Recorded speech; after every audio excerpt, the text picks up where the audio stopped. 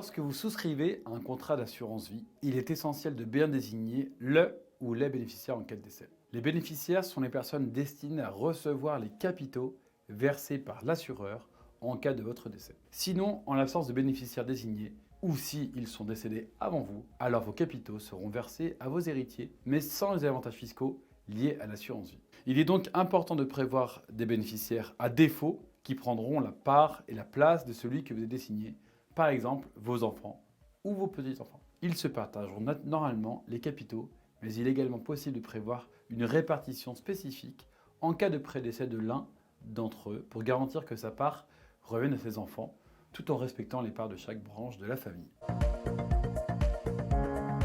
Concernant la désignation des bénéficiaires, il est possible de choisir presque n'importe qui, y compris des personnes en dehors de la famille, comme un ami par exemple. Il y a en réalité peu de contraintes dans la désignation des bénéficiaires, bien que certaines restrictions existent, comme l'impossibilité de désigner votre médecin ou le personnel des maisons de retraite pour éviter d'éventuels abus de faiblesse.